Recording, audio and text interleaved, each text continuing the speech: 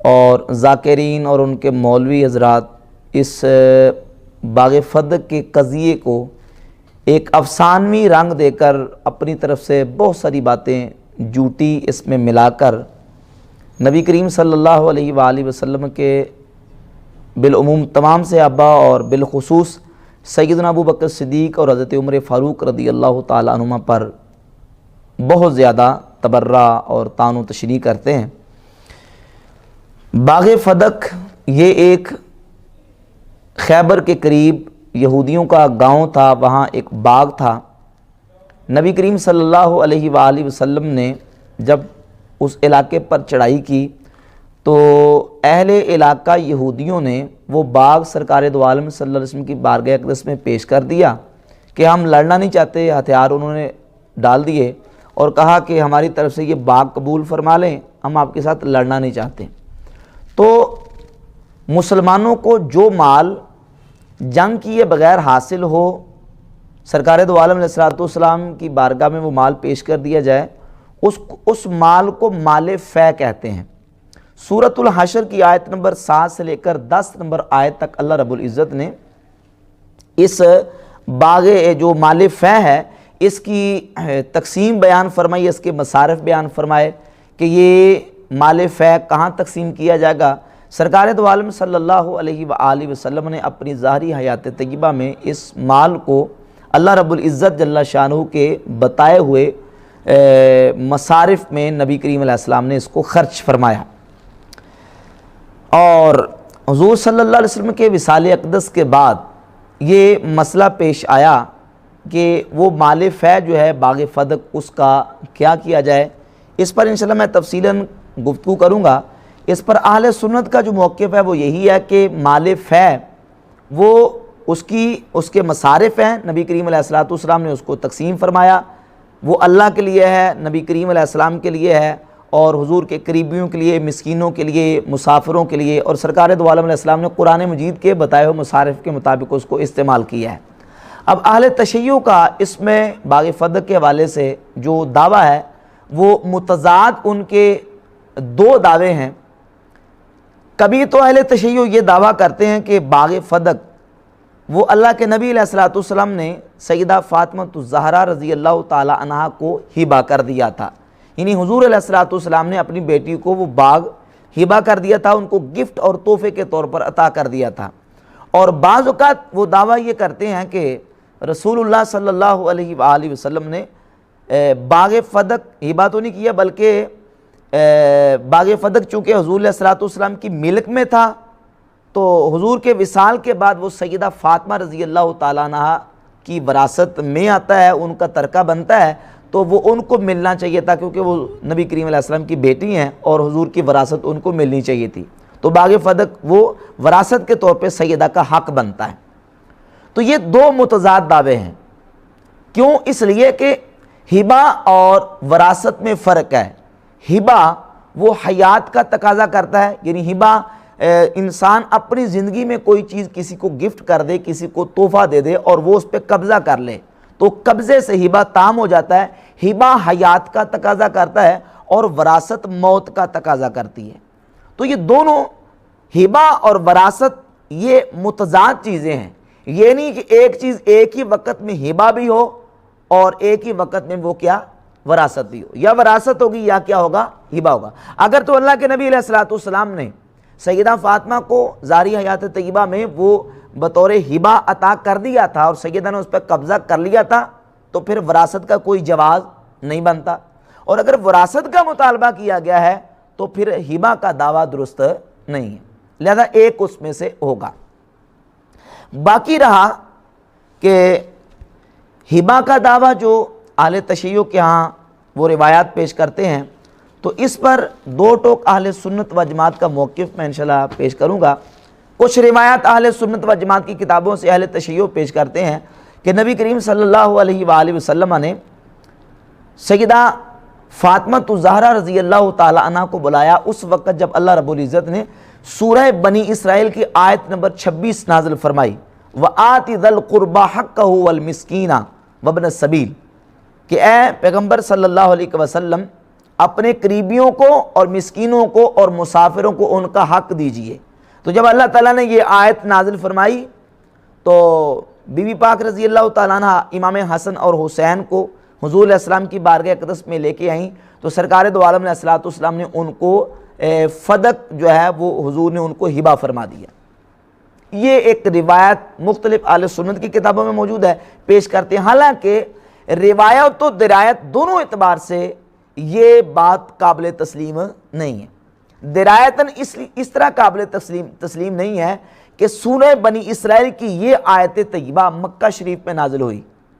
کہاں نازل ہوئی ہے؟ مکہ شریف میں، جبکہ امام حسنین کریمین رضی اللہ تعالیٰ عنہما کی ولادت مدینہ شریف ہوئی۔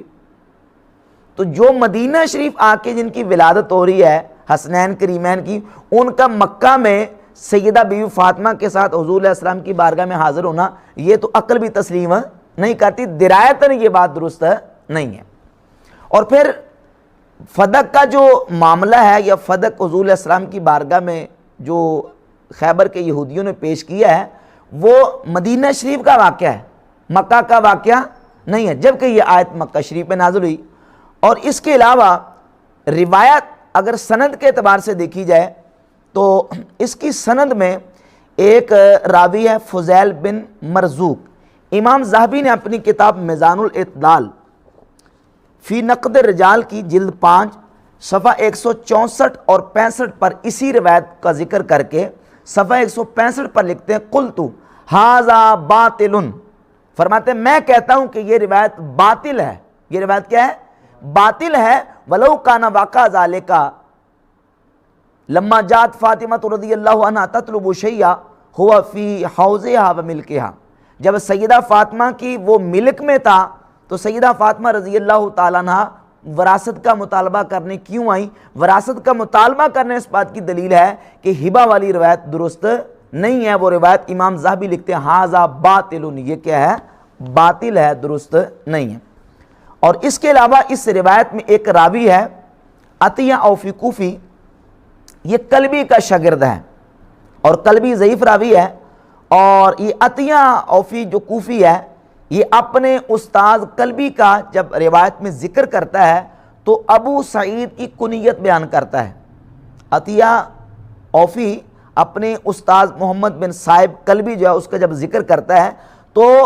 اس کی کنیت ذکر کرتا ہے، نام ذکر نہیں کرتا، مغالطہ دیتا ہے کہ گویا کہ وہ حضرت ابو سعید خدری رضی اللہ تعالیٰ سے یہ روایت کر رہا ہے، حالانکہ وہ سیدنا ابو سعید خدری سے روایت نہیں کر رہا بلکہ اپنے استاد کلبی سے روایت کرتا ہے جس کی کنیت کیا ہے؟ ابو سعید۔ اور اس بات کو علامہ مامکانی اہل تشیع کے بہت بڑے اسماء و رجال کے عالم ہیں، انہوں نے اپنی کتاب تنقیح المقال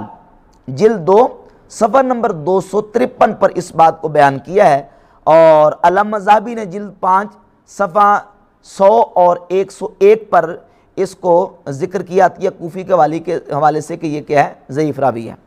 امام بخاری کی کتاب ہے کتاب الضعفاء، اس کے صفحہ 303 پہ محمد ابن صائب الکلبی کے بارے میں لکھا ہے کہ یہ ضعیف راوی ہے۔ یہ ہمارے پاس کتاب ہے امام بدر الدین عینی کی عمدۃ القاری شرح صحیح بخاری جلد نمبر 15 صفحہ 28 پر اسی روایت کے حوالے سے امام عینی لکھتے ہیں قلت، کہتے ہیں میں کہتا ہوں ھذا لا اصل لہ ولا یثبت بہ روایۃ، کہتے ہیں اس روایت کی کوئی اصل نہیں ہے اور یہ روایت قطعاً ثابت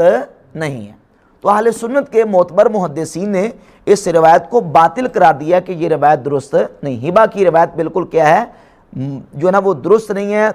کم از کم اس کا درجہ شدید ضعف کا ہے، یہ روایت قابل تسلیم نہیں ہے۔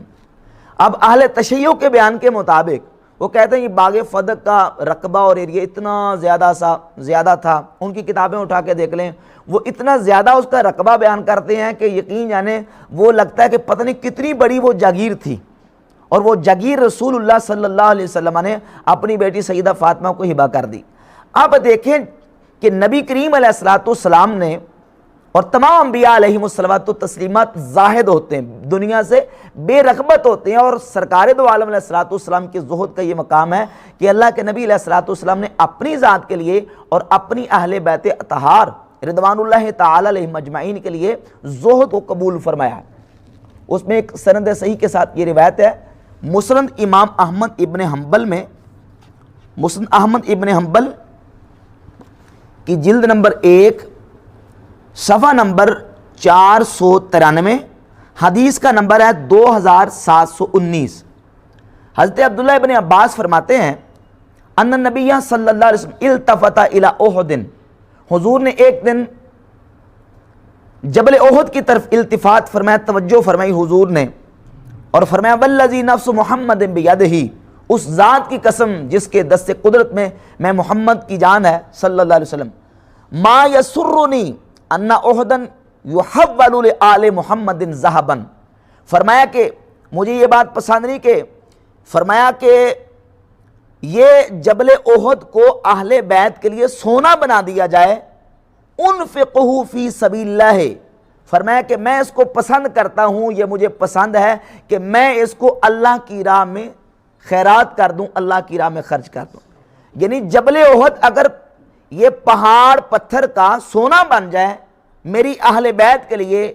تو مجھے پسند یہ ہے کہ میں اس پہاڑ، سونے کے پہاڑ کو اللہ کی راہ میں خیرات کر دوں، صدقہ کر دوں۔ اور حتیٰ کہ میرے پاس 2 دینار بچیں، الا دینارین، ان 2 دیناروں میں سے ایک اگر مجھ پر قرضہ ہو تو میں اس کا قرضہ دوں۔ عبداللہ بن عباس کہتے فماتا وما ترک دینارا ولا درہما ولا عبدا ولا ولیدتا،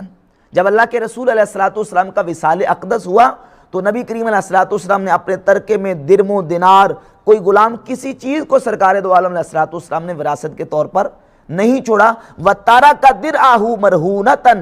مَرْهُونَةً عِنْدَ يَهُودِيٍ عَلَى 30 صَاعٍ مِّن شَعِيرٍ، نبی کریم علیہ السلام نے ایک یہودی سے 30 صاع جو لیے تھے، ان جو کے بدلے میں اپنی زرہ نبی کریم علیہ السلام نے اس یہودی کو رہن رکھی تھی جب سرکار دو عالم علیہ السلام کا وصال اقدس ہوا۔ تو جو نبی اپنے لیے اور اپنی اہل بیت اطہار کے لیے اتنا زہد اختیار کریں، وہ اتنی بڑی پراپرٹی اور اتنا بڑا رقبہ اور اتنا بڑا ایریے پر مشتمل جو اتنا بڑا باغ ہے، وہ سیدہ بیوی فاطمہ کو ہبہ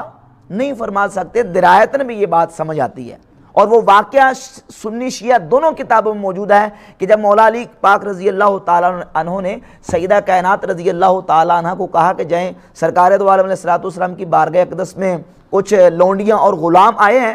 تو آپ چکی پیس کے آپ کے ہاتھوں پہ چھالے پڑ چکے ہیں، حضور کی بارگاہ اقدس میں جا کے عرض کریں سرکار آپ کو کوئی لونڈی عطا کر دیں۔ تو حضور کی بارگاہ اقدس میں سیدہ آتی ہیں تو نبی کریم علیہ السلام نے ان کو لونڈی نہیں دی، بلکہ حضور نے ان کو تسبیح عطا فرمائی کہ یہ تسبیح پڑھ لیا کرے، اللہ آپ کی تھکاوٹ کو دور فرما دے گا، جس کو تسبیح فاطمہ کہتے ہیں۔ تو حضور نے اپنی اہل بیت کے لیے زہد کو اختیار فرمایا۔ تو جو نبی اتنا زہد اور اتنا فقر اپنی امت کے لیے اختیار فرماتے ہیں، تو نبی کریم علیہ السلام اتنا بڑا ایریے پر مشتمل جو باغ ہے اتنے رقبے والا، وہ سیدہ کو ہبہ نہیں کر سکتے۔ یہ درایت میں بات درست نہیں ہے، روایت اور درایت دونوں اعتبار سے ہبہ کی روایات جو ہیں وہ درست اہل سنت کے ہاں درست نہیں ہے۔ رہا مسئلہ ہبہ کے بعد وراثت کا، ہاں تو ہم اس بات پر ایگری ہیں، متفق ہیں کہ سیدہ کائنات رضی اللہ تعالیٰ عنہ نے وراثت کا مطالبہ کیا ہے، وراثت کا مطالبہ کیا ہے۔ سنی شیعہ دونوں کی کتابوں میں یہ روایات موجود ہیں، انشاءاللہ اس پر میں تفصیلاً گفتگو کروں گا۔ سب سے پہلے اہل تشیع وراثت کے حوالے سے قرآن مجید میں موجود عمومی جو آیات ہیں وراثت کے متعلقہ، ان کو اپنی دلیل بنا کے پیش کرتے ہیں۔ توجہ سے سنیں، ان کو دلیل بنا کے پیش کرتے ہیں کہ دیکھیں قرآن مجید میں جہاں وراثت کے متعلق حکم آیا ہے تو وہ عمومی حکم ہے۔ مثال کے طور پر اللہ رب العزت نے سورۃ النساء کی آیت نمبر 11 میں ارشاد فرمایا یوصیکم اللہ فی اولادکم للذکر مثل حظ الانثیین، اللہ تمہیں حکم دیتا ہے تمہاری اولاد کے بارے میں کہ مرد کو عورت کے مقابلے میں دگنا، عورت کے مقابلے میں دگنا حصہ مرد کو دیا جائے، اللہ تمہیں حکم دیتا ہے۔ یہ وراثت کی آیت ہے۔ وَلِلنِّسَاءِ نَصِيبٌ مِّمَّا تَرَكَ الْوَالِدَانِ وَالْأَقْرَبُونَ، سورۃ النساء کی آیت نمبر 7 میں حکم ہے کہ عورتوں کے لیے حصہ ہے جو والدین اور قریبی چھوڑ جائیں، وہ عورتوں کے لیے ان کے لیے حصہ ہے۔ وَلِكُلٍّ جَعَلْنَا مَوَالِيَ مِمَّا تَرَكَ الْوَالِدَانِ وَالْأَقْرَبُونَ، سورۃ النساء کی آیت نمبر 33 ہے، اس میں بھی حکم ہے کہ ہر ایک کے لیے، ہر وارث کے لیے جو اس کے والدین اور قریبی چھوڑ جائیں ایک حصہ ہے۔ تو قرآن مجید کی یہ عمومی آیات جو ہیں وراثت کے متعلقہ، ان سے یہ ثابت ہوتا ہے کہ جس طرح جو مورث چھوڑ جاتے ہیں اپنا ترکہ تو باقی لوگ وارث بنتے ہیں، اسی طرح انبیاء علیہم الصلوات و تسلیمات کی ذوات گرامی قدر کے جو وارثین ہیں وہ بھی ان کے ترکے کے وارث بنیں گے۔ کہتے ہیں عمومی دلائل سے ثابت ہے۔ تو یہ بات یاد رکھیں کہ اس کے متعدد جوابات ہیں۔ ایک جواب تو یہ کہ ان آیات میں جو اللہ رب العزت نے حکم دیا ہے اس کا مخاطب کون ہے؟ یوصیکم اللہ فی اولادکم، کم ضمیر خطاب ہے، یہ خطاب کن کو ہے؟ ان کے مخاطب جو ہیں وہ مجمل ہے۔ مخاطب کون ہے؟ مخاطب مجمل ہے، اور اس اجمال کی وضاحت اور اس اجمال اور ابہام کو واضح کرنے کے لیے ہم احادیث کی طرف جب رجوع کرتے ہیں تو اہل سنت اور اہل تشیع کی جو معتبر کتابیں ہیں، بخاری شریف سے لے کر اہل تشیع کی اصول کافی اٹھائیں، امام جعفر صادق رضی اللہ عنہ سے جو مروی اصول کافی کی پہلی جلد کے صفحہ 17 اور 18 پر روایت ہیں، ان روایات سے اس کا مخاطب جو ہے وہ متعین ہوتا ہے کہ مخاطب اس کا نبی کریم علیہ الصلوۃ والسلام نہیں ہے، بلکہ اس کا مخاطب نبی کریم علیہ الصلوۃ والسلام کی امت ہے، ڈائریکٹ حضور کے صحابہ ہیں۔ اس پہ انشاءاللہ میں مثالیں بھی قرآن کریم سے دوں گا کہ بہت سارے ایسے احکامات ہیں جن کے مخاطب نبی کریم علیہ الصلوۃ والسلام کی ذات گرامی قدر نہیں بلکہ حضور کے صحابہ ہیں۔ مثال کے طور پر اللہ رب العزت نے قرآن مجید میں حکم دیا فَانْكِحُوا مَا طَابَ لَكُم مِّنَ النِّسَاءِ مَثْنَىٰ وَثُلَاثَ وَرُبَاعَ، بس تم نکاح کرو جو عورتیں تمہیں پسند ہیں، 2 3 اور 4 2 اور 3 اور 4۔ اب فَانْكِحُوا میں جو حکم ہے اس کے مخاطب کون ہے؟ اس کا مخاطب نبی کریم علیہ السلام کی ذات نہیں، کیونکہ حضور علیہ الصلوۃ والسلام کے لیے یہ قید نہیں ہے کہ سرکار صرف 4 شادیاں کریں، بلکہ اس کے مخاطب کون ہے؟ نبی کریم علیہ السلام کی امت مخاطب ہے۔ تو جس طرح اس آیت میں حضور مراد نہیں ہے یا حضور صلی اللہ علیہ وسلم مخاطب نہیں ہے بلکہ صحابہ مخاطب ہیں، تو جو وراثت کی عمومی آیات ہیں ان آیات میں بھی نبی کریم علیہ السلام کی امت مخاطب ہے، نبی کریم علیہ السلام مخاطب نہیں ہے۔ اور پھر اس کے علاوہ ان آیات میں اہل سنت اور شیعہ دونوں قائل ہیں کہ یہ جو عمومی آیات ہیں ان میں تخصیص موجود ہیں۔ ایک وہ عموم ہوتا ہے کہ لم یخص عنہ البعض، یہ ایک علمی اصطلاح اصول فقہ کے حوالے سے، ایک وہ عام ہے کہ لم یخص عنہ البعض جس میں سے بعض کو خاص نہیں کیا گیا، اور ایک وہ عام ہوتا ہے کہ خص عنہ البعض جس میں سے بعض چیزوں کو خاص کر لیا گیا ہے۔ اگر ان آیات وراثت کو اپنے عموم پر رکھا جائے تو اس کا مطلب یہ ہے کہ جو بھی مرنے والے کا وارث موجود ہوگا اس کی اولاد میں سے، اس کے قریبیوں میں سے، اس کو ترکہ ملے گا۔ اگر یہ اس کو اپنے عموم پہ رکھیں تو سنی شیعہ دونوں کے نظریے کے مطابق یہ بات درست نہیں ہے۔ سنی بھی قائل ہیں، شیعہ بھی قائل ہیں کہ اس عموم میں سے بعض جو وارث ہے وہ خاص ہے۔ مثال کے طور پر فروع کافی میں موجود ہے لا میراث للقاتل، اگر کوئی وارث اپنے مورث کو قتل کر دیتا ہے تو وہ قاتل اپنے مورث کا ترکہ نہیں پائے گا، وراثت نہیں ملے گی، جبکہ قرآن میں حکم عام ہے۔ اسی طرح کافی میں موجود ہے لا یرث الکافر المسلم، کافر مسلمان کا وارث نہیں بنے گا۔ اور اس کے علاوہ دیگر دلائل جو ہیں اس بات پر شاہد ہیں کہ یہ وہ عام ہے خص عنہ البعض کہ جس عام میں سے بعض افراد کو خاص کر لیا گیا ہے۔ جب عام میں سے بعض افراد کو خاص کر لیا جائے تو مزید اس میں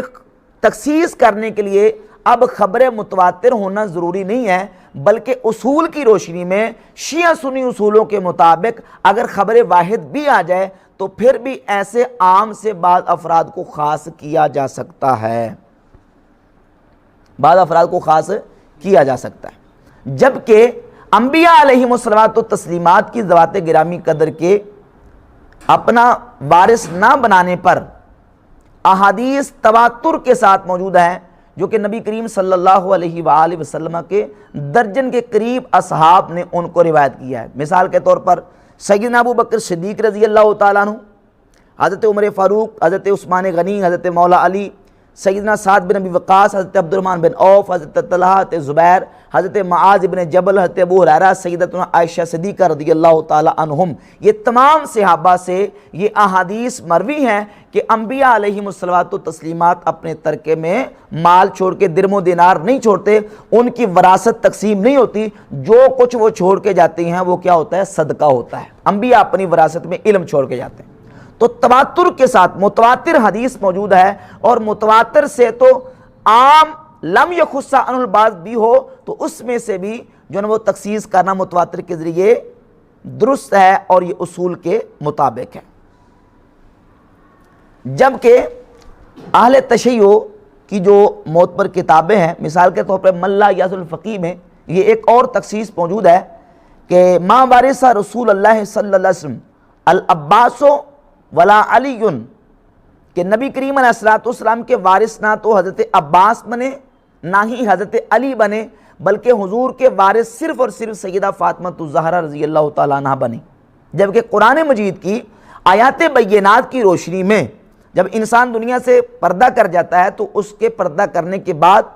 اس کی بیویاں بھی وارث ہوتی ہیں، اور اگر صرف بیٹی ہے تو بیٹی کے ساتھ اس کے جو باقی اسباط ہیں ان اسباط کو بھی حصہ ملتا ہے۔ تو اس اصول کے مطابق نبی کریم علیہ السلام کے وصال کے بعد حضور کے جو وارث بنتے ہیں وہ 3 قسم کے لوگ ہیں۔ سرکار کی بیٹی ہیں، قرآن مجید کی روشنی میں ان کو کل جائیداد سے آدھا حصہ ملنا چاہیے تھا۔ نبی کریم علیہ السلام کی ازواج طیبات ہیں، سورہ نساء میں ہے کہ وَلَهُنَّ الرُّبُعُ مِمَّا تَرَكْتُمْ إِن لَّمْ يَكُن لَّكُمْ وَلَدٌ، بیویوں کو چوتھا حصہ ملتا ہے۔ فَإِن كَانَ لَكُمْ وَلَدٌ فَلَهُنَّ الثُّمُنُ مِمَّا تَرَكْتُمْ، بیویوں کو 8واں حصہ ملتا ہے۔ کتنا حصہ؟ 8واں حصہ۔ تو چونکہ حضور علیہ السلام کی بیٹی موجود تھی تو اصول کے مطابق اگر وراثت تقسیم کرنی ہے تو سیدہ کائنات کو کل وراثت کا آدھا، اور بیویوں حضور کی ازواج طیبات کو 8واں حصہ، اور باقی جو بچنا تھا وہ نبی کریم علیہ السلام کے چچا حضرت عباس کو ملنا چاہیے اگر اصول کے مطابق آنا ہے۔ جبکہ ایسا نہیں ہوا، اور حضور صلی اللہ علیہ وسلم کے وصال کے بعد جن تک یہ روایت اور حدیث نہیں پہنچی تھی یقیناً سب نے مطالبہ کیا۔ صحیح بخاری میں موجود ہے کہ سیدہ فاطمہ الزہرا رضی اللہ تعالیٰ نے تو مطالبہ کیا ہی کیا ہے، ازواج طیبات نے، امہات المومنین نے حضرت عثمان غنی رضی اللہ تعالیٰ عنہ کو تیار کیا اور حضرت عثمان سے انہوں نے مطالبہ کیا۔ صحیح بخاری اور اس کے علاوہ دیگر روایت بھی ہیں، ارسل ازواج النبی صلی اللہ علیہ وسلم عثمان الی ابی بکر، ازواج نبی نے عثمان غنی کو ابو بکر صدیق کے پاس بھیجا وراثت کا مطالبہ کرنے کے لیے۔ تو یہ روایت بالکل ثابت ہے کہ انہوں نے بھی وراثت کا مطالبہ کیا، لیکن ابو بکر صدیق رضی اللہ تعالیٰ عنہ نے ان کو وراثت نہیں دی، اور وہی حدیث بیان کی اور سیدہ عائشہ صدیقہ رضی اللہ تعالیٰ عنہ نے امہات المومنین کو بتایا کہ اللہ کے نبی علیہ السلام کا فرمان ہے کہ انبیاء اپنے پیچھے مالی وراثت چھوڑ کے نہیں جاتے۔ تو یہ عمومی جو دلائل پیش کرتے ہیں ان کے جوابات، اور پھر آگے انبیاء علیہم الصلوات و تسلیمات کی وراثت کے حوالے سے قرآن کریم سے خصوصاً 2 مقامات سے خصوصی دلائل اہل تشیع پیش کرتے ہیں۔ ان میں سے ایک آیت ہے سورۃ النمل کی آیت نمبر 16، وَوَارِثَ سُلَيْمَانُ دَاوُودَ، سلیمان علیہ السلام حضرت داؤد علیہ السلام کے وارث بنے۔ کہتے ہیں، آپ کہتے ہیں انبیاء کی وراثت نہیں ہوتی، قرآن کہتا ہے کہ حضرت سلیمان علیہ السلام داؤد علیہ السلام کے وارث بنے۔ تو یہاں جواب سمجھیں، انشاءاللہ بڑی آسان طریقے سے سمجھاؤں گا کہ وراثت کی 2 قسمیں ہیں، وراثت مالی اور وراثت علمی۔ ہمارا یہ موقف ہے کہ انبیاء علیہم الصلوات و تسلیمات اپنے بعد وراثت علمی چھوڑ کے جاتے ہیں، اور ان کی امت ان کی علمی وارث بنتی ہے۔ انبیاء علیہم الصلوات و تسلیمات کا ترکہ تقسیم نہیں ہوتا، اور وراثت مالی نبی کی نہیں ہوتی، وراثت مالی نہیں ہوتی۔ اب سوال یہ ہے کہ اس آیت میں جس وراثت کا ذکر ہے وہ وراثت مالی ہے یا وراثت علمی ہے؟ تو اہل تشیع کے پاس اس آیت میں وراثت مالی ہونے پر کوئی دلیل موجود نہیں ہے، جبکہ دلائل اس پر موجود ہیں کہ یہ وراثت مالی نہیں تھی، یہ وراثت علمی تھی۔ اسی آیت کا اگلا حصہ بیان کرتا ہے کہ فرمایا یا ایھا الناس علمنا منطق الطیر، سلیمان علیہ السلام نے کہا اے لوگو علمنا منطق الطیر، ہمیں پرندوں کی بولیاں سکھائی گئی ہیں، پرندوں کی بولیوں کا علم دیا گیا ہے۔ تو ساتھ ہی متصل وراثت کے علم کا ذکر کرنا اس بات کا بین ثبوت ہے کہ یہاں وراثت مالی مقصود اور مراد نہیں ہے، بلکہ وراثت علمی مراد ہے۔ ایک تو یہ، اور اس کے ساتھ دوسری دلیل دوسرا قرینہ یہ ہے کہ حضرت سیدنا داؤد علیہ السلام کے جب کتب تفاسیر اٹھا کے دیکھتے ہیں تو شیعہ سنی دونوں کی کتب تفاسیر میں لکھا ہے کہ سیدنا داؤد علیہ السلام کا صرف ایک بیٹا نہیں تھا، بلکہ شیعہ سنی کتابوں میں لکھا ہے کہ ان کے 19 بیٹے تھے۔ کتنے بیٹے تھے؟ اور بعد تو 100 تک لکھا کہ 100 تک بیٹے تھے ان کے۔ تو ظاہر ہے کہ جب وراثت تقسیم ہوتی ہے تو پھر یہ نہیں ہوتا کہ صرف ایک بیٹے کو وراثت دی جاتی ہے، بلکہ وراثت اگر مالی تقسیم ہوتی تو وہ 19 کے 19 بیٹوں کو وراثت ملنی چاہیے تھی، جبکہ ایسا قرآن نے ذکر نہیں کیا، بلکہ فرمایا ووارث سلیمان داؤد،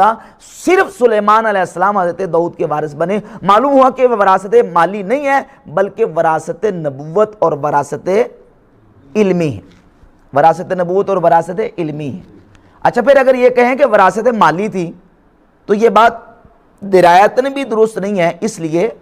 کہ یہ بات تو کنفرم ہے شیعہ سنی عقیدے کے مطابق کہ بیٹے اپنے باپ کے وارث بنتے ہیں۔ جب ساری دنیا کے بیٹے اپنے والدین کے اپنے باپ کے وارث بنتے ہیں تو قرآن نے سلیمان علیہ السلام کا تخصیص کے ساتھ ذکر کیوں کیا؟ سمجھ آ رہی بات؟ تو قرآن کا تخصیص کے ساتھ سلیمان علیہ السلام کا ذکر کرنا، جب یہ بات کنفرم ہے کہ بیٹا اپنے باپ کا وارث بنتا ہے، ہر بیٹا اپنے باپ کا وارث بنتا ہے، تو پھر سلیمان علیہ السلام کا خصوصیت کے ساتھ ذکر کیوں کیا گیا؟ خصوصیت کے ساتھ ذکر کرنے اس بات کی دلیل ہے کہ جو سلیمان علیہ السلام وارث بنے جس چیز کے، وہ عام وراثت نہیں ہے بلکہ وہ وراثت خاصہ ہے، اور وہ وراثت علمی اور نبوت کی وراثت ہے، وہ مالی وراثت نہیں۔ جب کوئی بادشاہ اپنے تخت سلطنت پہ بیٹھتا ہے تو اس کے پاس 2 طرح کا مال ہوتا ہے، ایک مملوکہ خاص ہوتا ہے اور ایک مملوکہ حکومت ہوتا ہے۔ داؤد علیہ السلام بادشاہ تھے، اللہ کے نبی تھے، حکومت بھی چلائی انہوں نے، ان کے پاس 2 طرح کا مال تھا، ایک مملوکہ خاص۔ مملوکہ خاص کون تھا؟ کہ جو وہ زیرہ بنا کے کمائی کرتے تھے، اسی سے اپنی وہ زندگی کے گزر اوقات اسی سے وہ کرتے تھے اور اسی سے گزر بسر کرتے تھے، زیرہ بنا کے۔ جو بادشاہ ہونے کے باوجود حضرت داؤد علیہ السلام زیرہ بناتے تھے اور زیرہ بنا کے بیچتے، اور اس سے جو ان کو روزی ملتی تھی اس سے اپنی گزر اوقات چلاتے تھے۔ یہ ان کا مملوکہ خاص تھا۔ اور ایک تھا مملوکہ حکومت، یعنی جو حکومت ان کے پاس تھی، ملک کا جو مال اور ملک کا جو ان کے پاس سرمایہ تھا وہ مملوکہ حکومت ہوتا ہے۔ اور یہ اصول ہے کہ دنیا میں جو بھی بادشاہ کے پاس ہوتا ہے حکومت کا پیسہ، اس کے وصال کے بعد دنیا سے جانے کے بعد وہ حکومت کا پیسہ جو ہے وہ بچوں میں تقسیم، وہ وراثت بچوں میں تقسیم نہیں ہوتی۔ سلیمان علیہ السلام کو جو داؤد علیہ السلام سے وراثت ملی ہے، اگر آپ یہ کہیں کہ مال کی وراثت تھی تو وہ مال کی وراثت نہیں تھی، کیونکہ بادشاہ کے پاس جو مملوکہ حکومت ہوتا ہے وہ اس کی اپنی ملک میں نہیں ہوتا، بلکہ وہ حکومت اور ملک کا پیسہ ہوتا ہے، وہ تقسیم نہیں ہوتا۔ تو لازمی جو سلیمان علیہ السلام کو وراثت ملی ہے وہ وراثت علمی تھی، وہ وراثت مالی نہیں تھی۔ اس کے علاوہ قرآن مجید میں وراثت جو ہے وہ 2 طرح کی بیان کی گئی ہے۔ وراثت قبضے کے معنی میں اور حکومت کے معنی میں بھی کلمہ استعمال ہو قرآن مجید میں، جس طرح قرآن مجید میں للہ میراث السماوات والارض، اللہ کے لیے آسمانوں اور زمین کی میراث۔ اب یہاں میراث سے مراد وہ تو نہیں جو ترکہ کو چھوڑ کے جاتا ہے، یہاں میراث سے مراد کیا ہے؟ حکومت، قبضہ، کہ آسمان و زمین پر اللہ ہی کا قبضہ، اللہ کے کنٹرول میں، اللہ کے قبضے میں ہے۔ وَوَارِثَ سُلَيْمَانُ دَاوُدَ، سلیمان علیہ السلام داؤد علیہ السلام کے وارث بنے، کیا معنی؟ معنی یہ ہے کہ جو حضرت داؤد علیہ السلام کے قابو میں، کنٹرول میں اور حکومت تھی، وہ حکومت اللہ تعالیٰ نے حضرت سلیمان علیہ السلام کو عطا فرمائی۔ اور پھر مزے کی بات یہ کہ اہل تشیع کی جو مستند کتابیں الاصول من الکافی، کلینی صاحب کی جلد 1 صفحہ 118 پہ، تو بالکل بات ہی سمجھے کہ امام جعفر صادق رضی اللہ تعالیٰ نے ختم کر دی۔ روایت کا نمبر ہے 598۔ امام جعفر صادق فرماتے ہیں اِنَّ سلیمان وارث داؤد، حضرت سلیمان علیہ السلام حضرت داؤد کے وارث بنے، وَإِنَّ مُحَمَّدًا صلی اللہ علیہ وسلم وارث سلیمان، اور محمد مصطفیٰ حضرت سلیمان علیہ السلام کے وارث بنے۔ وَإِنَّ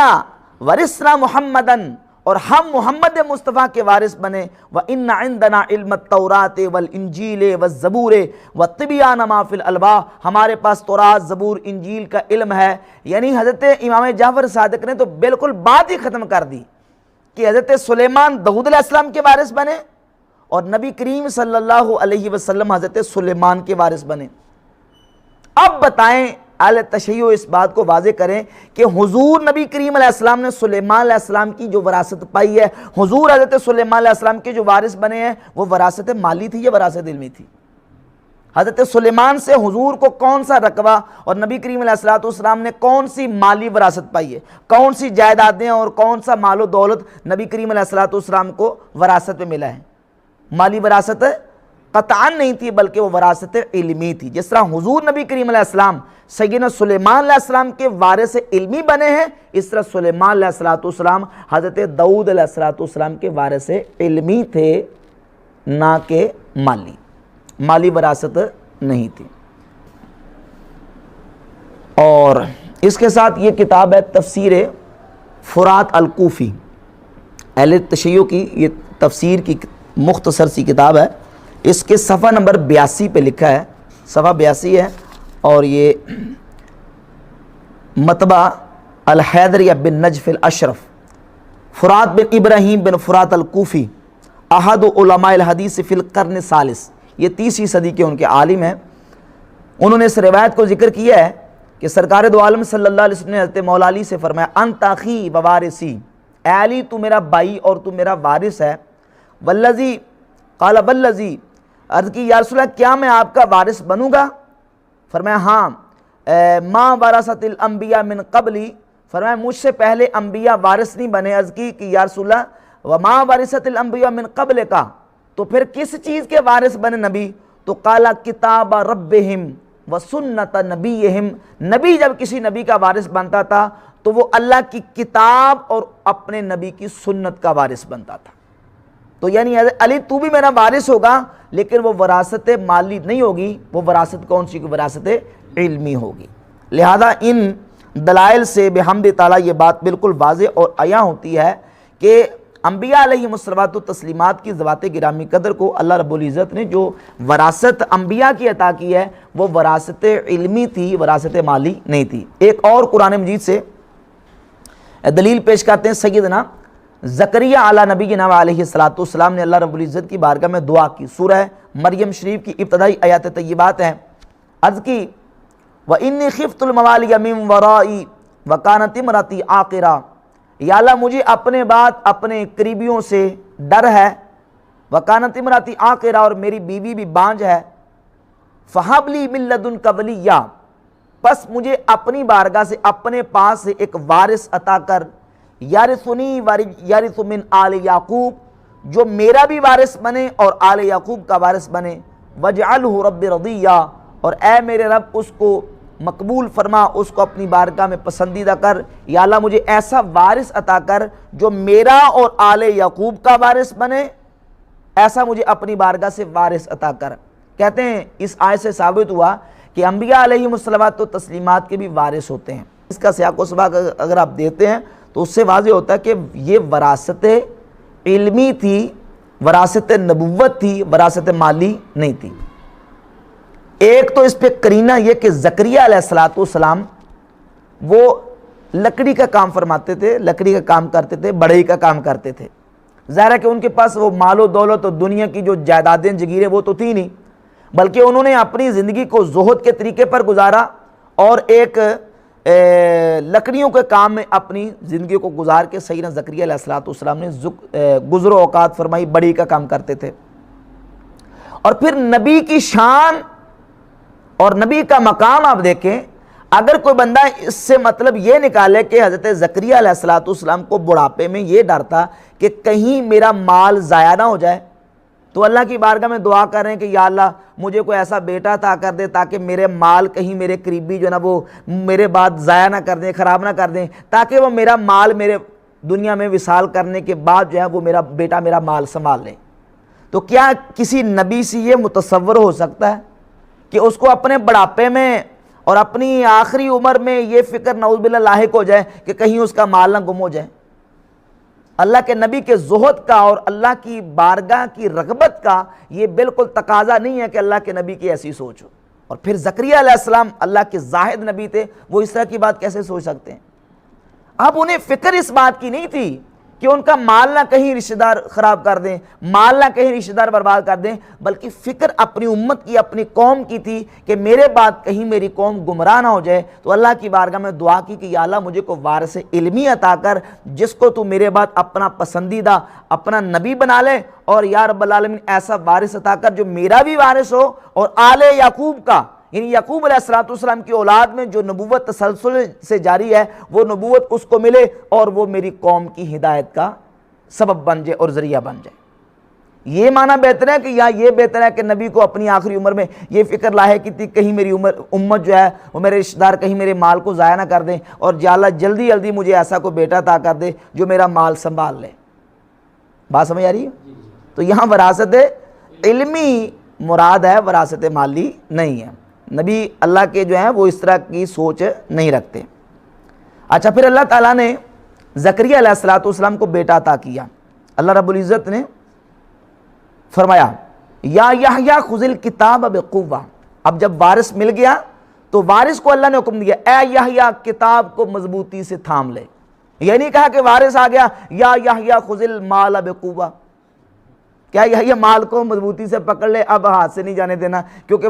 مال کا تو ڈر تھا، نہیں، فرمایا یا یحییٰ خذ الکتاب بقوہ، اے یحییٰ اس کتاب کو مضبوطی سے پکڑ لے، وآتیناہ الحکم صبیہ، اور ہم نے ان کو بچپن میں نبوت عطا فرمائی۔ حضرت مولا کائنات علی مرتضیٰ شیر خدا کرم اللہ تعالیٰ وجہ الکریم سے من لا یحذر الفقیہ جلد 2 صفحہ 346 پر یہ روایت ہے۔ آپ اپنے بیٹے کو وصیت فرماتے ہیں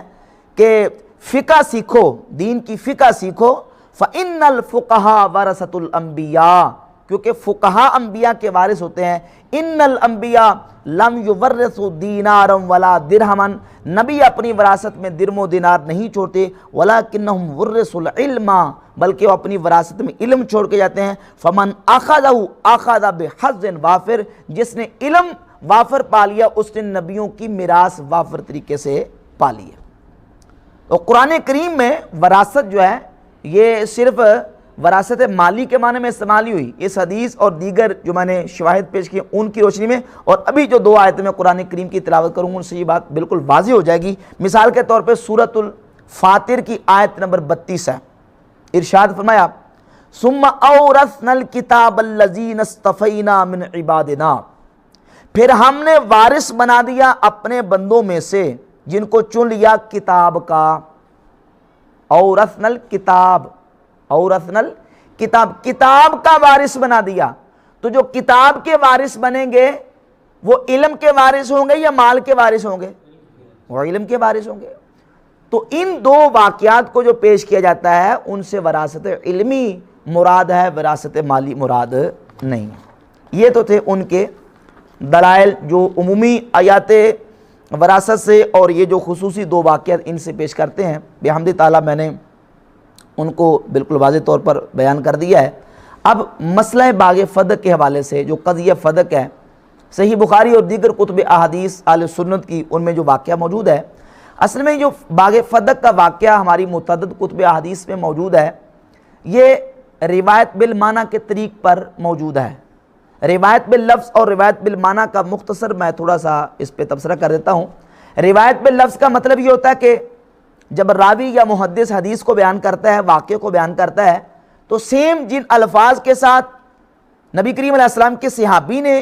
روایت کی ہے، انہی الفاظ کے ساتھ آگے واقعے کو نقل کر دیا جاتا ہے۔ اس کو کہتے ہیں روایت باللفظ، روایت باللفظ۔ اور ایک ہوتا ہے روایت بالمعنی، کہ صحابی نے ایک واقعہ بیان کیا، اب آگے راویوں نے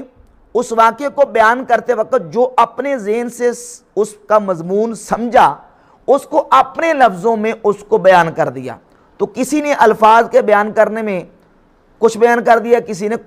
کچھ الفاظ کے ساتھ بیان کر دیا، مضمون تقریباً ایک جیسا ہوتا ہے۔ بعض اوقات یہ ہوتا ہے کہ اس کے مضمون میں تھوڑی سی تبدیلی آ جاتی ہے۔ تو اب وہ جو روایت بالمعنی ہوتی ہے، اس میں اگر کسی راوی کا اپنی طرف سے ایڈ کردہ کوئی جملہ ہو، اگر وہ جملہ دیگر دلائل کے مقابلے میں صحیح نہیں ہے تو اس جملے کو ہم رد کر دیں گے، اس جملے کو قبول نہیں کیا جائے گا۔ یہ ہمارا اصول کی روشنی میں الحمدللہ احادیث اور روایت کے بارے میں ہمارا موقف ہے۔ قضیہ فدق کے حوالے سے جو روایات کم از کم جو آپ صحیح بخاری کو دیکھ لیں، 5 سے 6 مقامات پر باغ فدق کا جو واقعہ اور سیدہ رضی اللہ تعالیٰ کا ابو بکر صدیق رضی اللہ تعالیٰ سے مطالبہ کرنے کا جو ذکر ہے وہ ملتا ہے۔ تو اب یہاں سوال یہ پیدا ہوتا ہے کہ ذاکرین کا گڑھا ہوا جو افسانہ ہے اس کی حقیقت کتنی ہے؟ ذاکرین اس کو افسانوی رنگ میں اس طرح پیش کرتے ہیں کہ بی بی فاطمہ رضی اللہ تعالیٰ عنہا اپنی وراثت کا مطالبہ کرنے کے لیے خلیفہ کے دربار میں گئیں، 3 گھنٹے کھڑی رہیں اور 30-40 خواتین کے جرمٹ میں دربار میں گئیں، اور 3 گھنٹے، کوئی 2 گھنٹے، کوئی 3 گھنٹے، کیونکہ اپنی طرف سے فرضی ڈھکونسلے انہوں نے بنانے ہوتے ہیں، تو کوئی ذاکر کچھ کہتا ہے، کچھ کہتا ہے، اپنی طرف سے بالکل من گھڑت اور جھوٹی باتیں۔ وہ کھڑی رہیں اور ان کو ان کا حق نہیں دیا گیا۔ پہلے تو یہ بات یاد رکھے، کون سا دربار اور کون سی بلڈنگ اور کون سی عمارت ہے جس میں ابو بکر صدیق فیصلہ کرنے کے لیے بیٹھا کرتے تھے؟ نبی کریم صلی اللہ علیہ وسلم کے وصال اقدس کے چند ہی دن تو بعد یہ واقعہ پیش آیا، اور ابو بکر صدیق رضی اللہ تعالیٰ نے اپنے 2.5 سالہ دور خلافت میں سارے امت کے مسئلے اور جو معاملات ہیں ان کو حل کرنے کے لیے مسجد نبی شریف میں ہی بیٹھے ہیں، اور مسجد نبی شریف میں بیٹھ کے فیصلہ فرمایا۔ اور سیدہ پاک رضی اللہ تعالیٰ عنہ کی جو حجرہ کی دیوار ہے وہ مسجد شریف کے بالکل متصل ہے۔ اچھا، تو اس سلسلے میں اب ہم نے یہ دیکھنا ہے کہ یہ جو ایک افسانوی رنگ دیا گیا ہے اس قضیے کو، اس کی حقیقت کیا ہے؟ اب یہ جو واقعہ بیان کرتے ہیں کہ دربار میں گئے، وہ کون سا دربار تھا بھائی؟ نہ کوئی بلڈنگ تھی، نہ کوئی عمارت تھی، مسجد نبی شریف میں بیٹھ کے صدیق اکبر رضی اللہ عنہ فیصلے کیا کرتے تھے، اور سیدہ کائنات رضی اللہ تعالیٰ عنہ کے حجرہ کی دیوار بالکل مسجد نبی کے ساتھ متصل تھی۔ اس میں یہ جو ایک رنگ پیش کیا گیا ہے، رنگ بھرنے کے لیے، لوگوں کو رلانے کے لیے، اور اپنا جو ایک مقدمہ ہے وہ مضبوط کرنے کے لیے اس طرح کا ایک افسانہ گڑھا گیا، اس کا حقیقت سے کوئی تعلق نہیں ہے۔ اور پھر اس سلسلے میں نے عرض کر دیا کہ روایت بالمعنی ہے۔ اب یہ سوال ہے کہ سیدہ کائنات رضی اللہ تعالیٰ عنہ خود گئی ہیں یا کہ انہوں نے مطالبہ کرنے کے لیے کسی کو بھیجا ہے؟ تو دور نہیں، صرف صحیح بخاری ہی کو دیکھ لیں۔ صحیح بخاری میں یہ جو واقعہ ہے 2 طرح سے موجود ہے، خود گئی یا انہوں نے کسی کو بھیجا۔ صحیح بخاری کی حدیث نمبر 6725 میں ہے، ان فاطمہ والعباس اتیا، حضرت فاطمہ اور عباس دونوں آئے، نمبر 1۔ دوسری حدیث 3711 میں ہے کہ ان فاطمہ ارسلت الی ابی بکر، سیدہ فاطمہ نے ابو بکر صدیق کے پاس کسی کو بھیجا۔ کسی کو خود گئی، اور دوسری روایت میں کیا ہے؟ کسی کو بھیجا۔ اب اس کو بھی ساتھ رکھ لیں اور ساتھ وہ روایت ملا لیں، صحیح بخاری کی حدیث نمبر 4240، جس میں ہے کہ ارسل ازواج النبی صلی اللہ علیہ وسلم عثمان الی ابی بکر، ازواج نبی نے عثمان غنی کو ابو بکر صدیق کے پاس بھیجا۔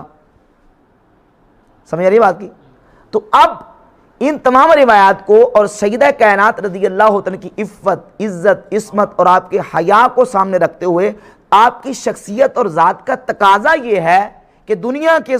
مال کے لیے سیدہ کائنات جس طرح ازواج نبی ابو بکر صدیق کے پاس خود نہیں گئیں بلکہ عثمان غنی کو تیار کیا، اسی طرح صحیح بخاری کی اس روایت کے مطابق ارسلت فاطمہ تو الی ابی بکر، حضرت فاطمہ نے ابو بکر صدیق کے پاس کسی کو بھیجا۔ یہی روایت جو نا وہ درست ہے اور یہی کلمات درست ہیں کہ سیدہ خود نہیں گئیں بلکہ مطالبے کے لیے کسی کو بھیجا ہے۔ دونوں روایت، دونوں لفظ موجود ہیں۔ بات یہ ہوتا ہے کہ کسی جگہ پہ لفظ اپنے حقیقی معنی میں استعمال ہوتا ہے اور کسی جگہ پہ مجازی معنی میں۔ جب قرینہ موجود ہو تو وہاں مجازی معنی مراد لیا جا سکتا ہے۔ بن الامیر المدینہ تھا، بن الامیر المدینہ تھا، امیر نے، بادشاہ وقت نے شہر بنایا، شہر تعمیر کیا۔ اب شہر تعمیر کرنے کا یہاں حقیقی معنی ہے کہ مجازی ہے؟ ظاہر ہے کہ حقیقتوں تو نہیں ہو سکتا نا کہ وہ کانڈی تیسی لے کے بادشاہ خود آ گیا اور اس نے اینٹیں اور گارا لے کے شہر تعمیر کرنا شروع کر دیا، نہیں، بلکہ یہاں مجازی معنی ہے کہ اس نے کسی سے شہر بنوایا، معماروں سے شہر بنوایا۔ تو سیدہ رضی اللہ تعالیٰ خود نہیں گئی، ارسلت فاطمہ تو الی ابی بکر، سیدہ فاطمہ نے ابو بکر صدیق کے پاس کسی کو مطالبہ کرنے کے لیے بھیجا۔ اور آپ کی ذات گرامی قدر اور آپ کی شخصیت جو ہے تقاضا بھی یہی کرتی ہے کہ آپ خود نہیں گئیں، جس طرح ازواج نبی خود نہیں گئیں اس طرح سیدہ کائنات بھی خود نہیں گئی۔ اور انہوں نے پھر مطالبہ کیا کہ نبی کریم صلی اللہ علیہ وسلم کی وراثت سے مجھے دیا جائے، اور ابو بکر صدیق رضی اللہ تعالی عنہ نے ان کے سامنے یہ عذر پیش کیا کہ میں آپ کو یہ باغ نہیں دے سکتا، اس لیے کہ رسول اللہ صلی اللہ علیہ وسلم کا فرمان ہے لا نورث ما ترکنا صدقۃ، فرمایا کہ ہم انبیاء کا گروہ، ہم کسی کو اپنا وارث نہیں بناتے، وارث نہیں بنائے جاتے، جو ہم چھوڑ کے جاتے ہیں صدقۃ، وہ کیا ہوتا ہے؟ صدقہ ہوتا ہے، وہ کیا ہوتا ہے؟ صدقہ ہوتا ہے۔ لہذا حضور صلی اللہ علیہ وسلم کے پاس جو تھا وہ امت کے لیے صدقہ ہے، اور جو مصارف میں نبی کریم علیہ السلام جن مصارف میں ان کو خرچ کرتے تھے میں اسی طرح کروں گا جس طرح کہ اللہ کے نبی علیہ السلام کیا کرتے تھے۔ اہل بیت کا جو حق ہے وہ بھی دیا جائے گا، بنو ہاشم کو جو دیا جاتا تھا، اور جن جن مصارف پہ حضور اس مال فے کو باغ فدق کی آمدنی کو خرچ کرتے تھے میں بھی اسی طریقے سے اس کو خرچ کروں گا۔ اور بلکہ صحیح بخاری میں تو یہاں تک حدیث ہے، حدیث نمبر 4036 ہے کہ ابو بکر صدیق نے فرمایا واللہ لقرابۃ رسول اللہ صلی اللہ علیہ وسلم احب الی ان اصل من قرابتی، کہ اللہ کی قسم مجھے رسول اللہ صلی اللہ علیہ وسلم کے قریبی اپنے قریبیوں سے زیادہ پیارے ہیں۔ لیکن وہ عذر پیش کیا کہ میں اللہ کے نبی علیہ السلام کی میرے پاس حدیث موجود ہے، اور سرکار دو عالم علیہ السلام کا فرمان ہے کہ انبیاء علیہ الصلوۃ والتسلیمات اپنی وراثت میں مال چھوڑ کے نہیں جاتے۔ اور اس سلسلے میں یہ جو بات میں نے روایت پیش کی ہے، بلکہ مجھے اس طریقے سے پیش کرنی چاہیے تھی کہ یہ شیعہ کہیں کہ یہ تو بات نہیں ہے۔ یہ دیکھیں، یہ کتاب اہل تشیع کے ہاں قرآن مجید کے بعد جو ان کے ہاں سب سے معتبر اور مستند ترین کتاب ہے، جس کے بارے میں ان کا یہ دعویٰ ہے کہ امام غائب امام مہدی نے اس کے بارے میں فرمایا کہ ھذا کاف لشیعتنا، یہ کتاب ہمارے شیعوں کے لیے کافی ہے، الاصول من الکافی، ہمارے اہل سنت کے ہاں جس طرح بخاری شریف کا درجہ اس طرح شیعوں کے ہاں الاصول من الکافی کا جو مرتبہ و درجہ ہے، اس کی میں آپ کو تصویر بھی دکھا دیتا ہوں۔ پہلی جلد ہے صفحہ 18 اور حدیث کا نمبر ہے 59، حدیث کا نمبر 59 ہے۔ امام جعفر صادق رضی اللہ تعالیٰ سے یہ روایت مروی ہے، جو حضرت صدیق اکبر رضی اللہ تعالیٰ نے حدیث بیان کی ہے، امام جعفر صادق رضی اللہ تعالیٰ بعین ہی تقریباً اسی مضمون کے ساتھ بیان فرماتے ہیں۔ امام جعفر صادق فرماتے ہیں کہ رسول اللہ صلی اللہ علیہ وسلم کا فرمان اقدس ہے ان العلماء ورثۃ الانبیاء، علماء انبیاء کے وارث ہیں، وان الانبیاء لم یورثوا دینارا ولا درہما، نبی اپنی وراثت میں درم و دینار نہیں چھوڑتے، ولکن ورثوا العلم، لیکن وہ اپنی وراثت علم چھوڑتے ہیں۔ فمن اخذ منہ اخذ بحظ وافر، جس نے اس علم سے حصہ پا لیا اس نے انبیاء کی وراثت سے ایک وافر حصہ پا لیا۔ تو یہ حدیث امام جعفر صادق سے اور اہل تشیع کی موت پر کتابوں میں موجود ہے اور سند صحیح کے ساتھ موجود ہے۔ بحمد تعالیٰ اس کی میں سند کو دلائل سے ثابت کر سکتا ہوں کہ اہل تشیع کے اصول کے مطابق اس کی سند بھی صحیح ہے، سند صحیح کے ساتھ یہ روایت بالکل ثابت ہے۔ تو سنی شیعہ دونوں کی کتابوں سے یہ بات بالکل واضح ہوتی ہے کہ انبیاء علیہم الصلوۃ والتسلیمات اپنی وراثت چھوڑ کے نہیں جاتے۔ اب یہ سوال پیدا ہوگا کہ جب نبی اپنی وراثت چھوڑ کے نہیں جاتے تو کیا سیدہ کائنات رضی اللہ تعالی عنہ کو اس حدیث کا علم نہیں تھا؟ اب وہ بڑا شیعہ ایک لوگوں کو بڑکا کے بات کریں گے. تو یاد رکھیں یہ کوئی ایسی بات نہیں ہے کہ کوئی حدیث کسی صحابی کے یا اہل بیت اطہار میں سے کسی فرد کے علم میں نہ ہو یا ذہن میں نہ ہو یا اس کی طرف توجہ نہ ہو. اور اس کی دلیل سند صحیح کے ساتھ یہ روایت موجود ہے کہ سیدہ کائنات رضی اللہ تعالی عنہا نے احمد بن حنبل جلد نمبر 1 حدیث کا نمبر میرے پاس ہے حدیث نمبر 15. جب سیدہ کائنات رضی اللہ تعالی عنہ نے مطالبہ کیا، ابو طفیل صحابی کہتے ہیں لما قبض رسول اللہ صلی اللہ علیہ وسلم، جب حضور کا وصال اقدس ہوا، ارسلت فاطمہ الی ابی بکر، حضرت سیدہ فاطمہ نے کسی کو ابو بکر صدیق کے پاس بھیجا اور کہلما بھیجا انت ورثت رسول اللہ صلی اللہ علیہ وسلم ام اہلہ، اے ابو بکر بتائیے آپ رسول اللہ کے وارث ہیں یا حضور کے اہل خانہ؟ تو قالا لا بل اہلہ، انہوں نے کہا نہیں حضور کے اہل خانہ. قالت، تو سیدہ نے کہا فَأَيْنَ سَهْمُ رسول اللہ صلی اللہ علیہ وسلم، تو پھر حضور کا حصہ کہاں ہے؟ قال فقال ابو بکر، تو ابو بکر صدیق نے کہا انی سمعت رسول اللہ صلی اللہ علیہ وسلم یقول، اللہ کے نبی علیہ السلام نے فرمایا میں نے اپنے کانوں سے سنا ہے، ان اللہ عز وجل اذا اطعم نبیا طعمتا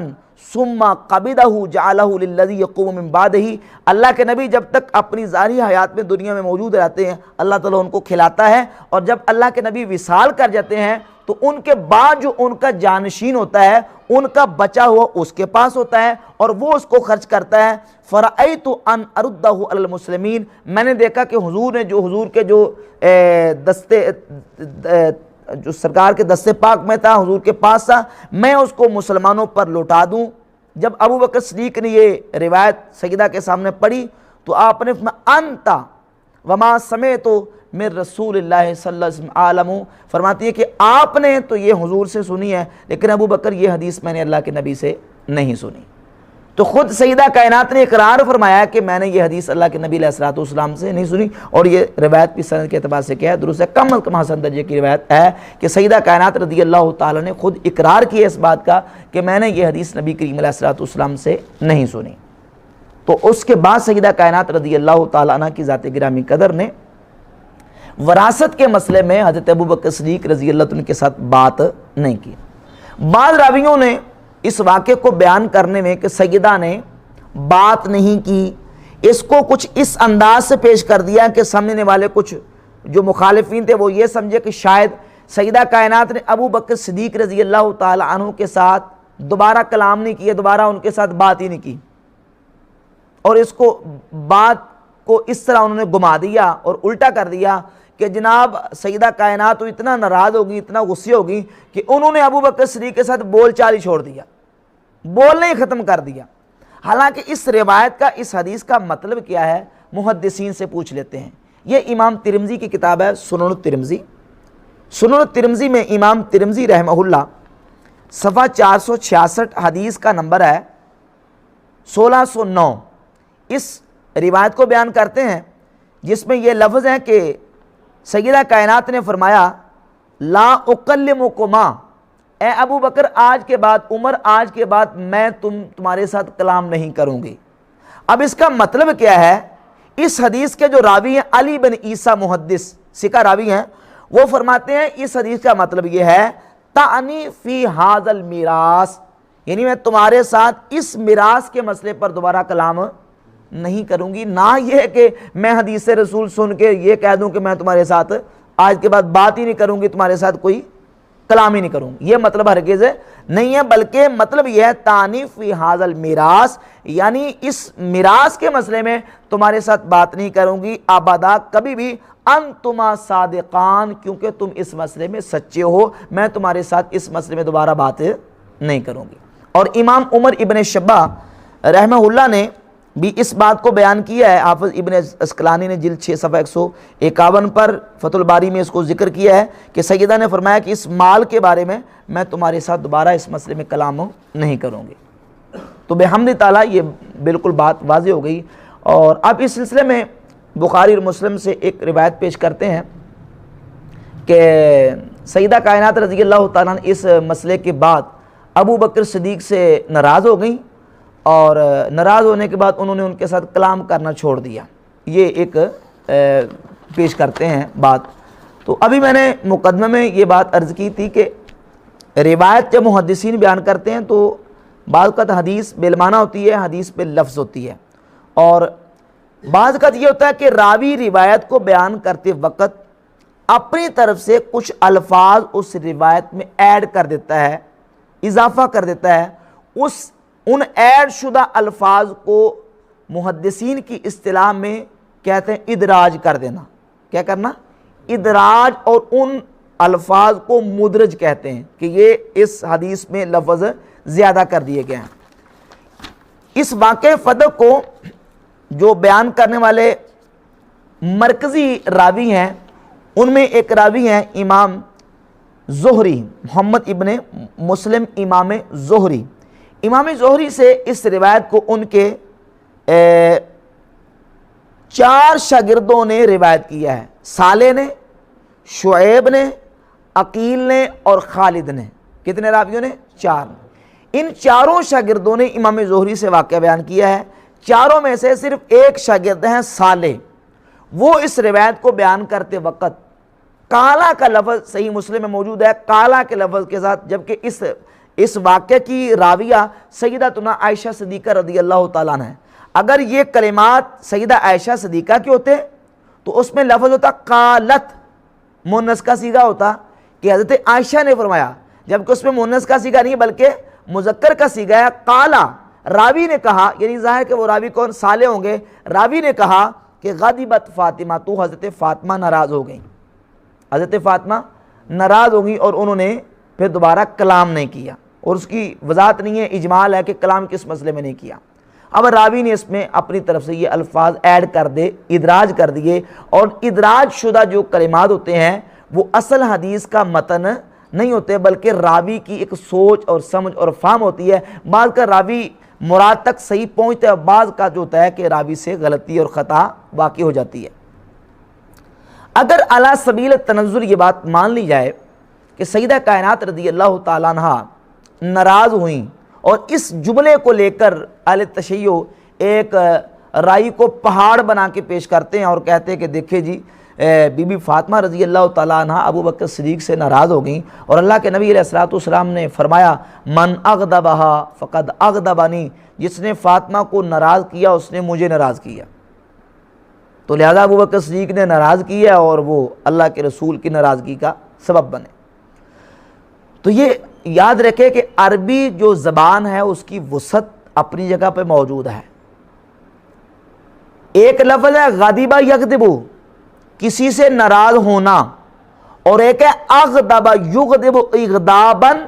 کسی کو بالقصد والالتزام ناراض کرنا، کوئی ایسا عمل اذیت نہ کرنا جس سے کسی کو زبردستی ارادے سے ناراض کیا جائے۔ تو حدیث میں یہ نہیں ہے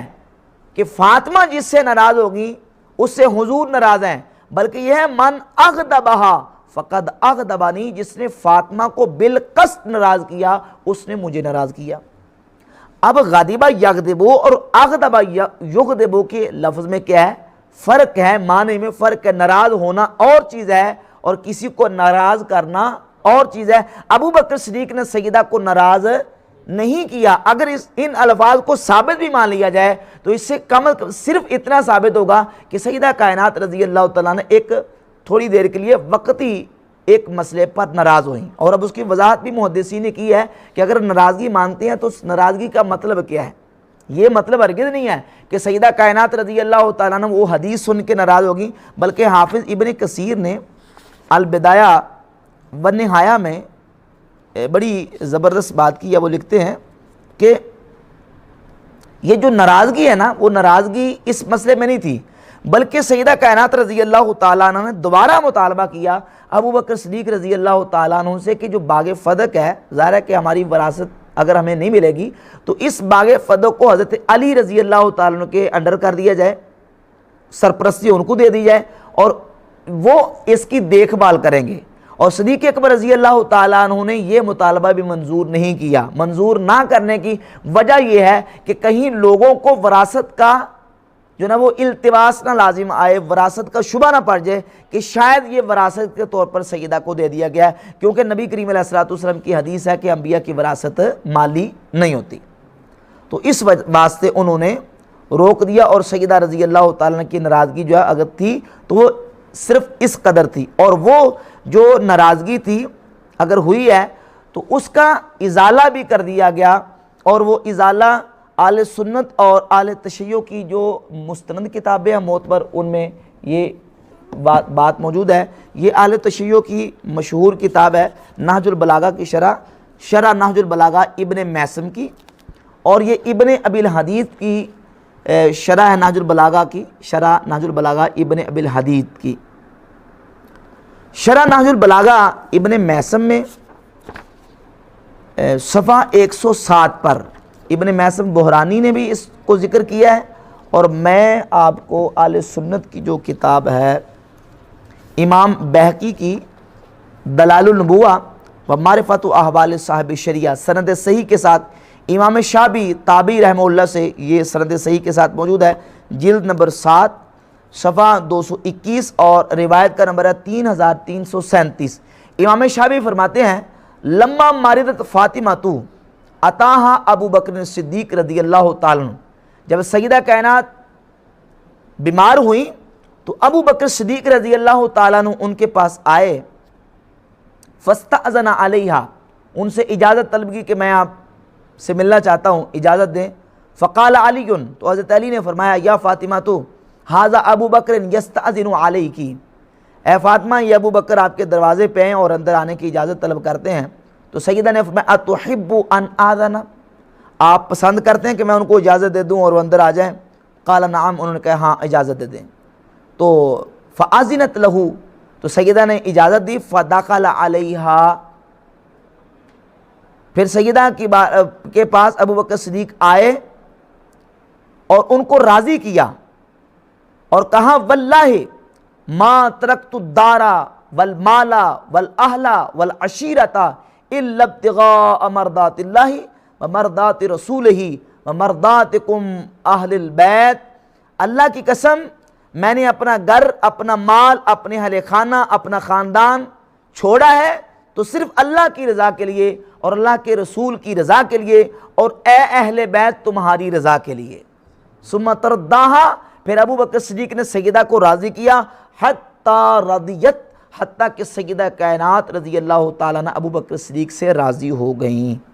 سند صحیح کے ساتھ یہ روایت اہل سنت کی کتابوں میں، اور یہ اہل تشیع کی جو کتاب ہے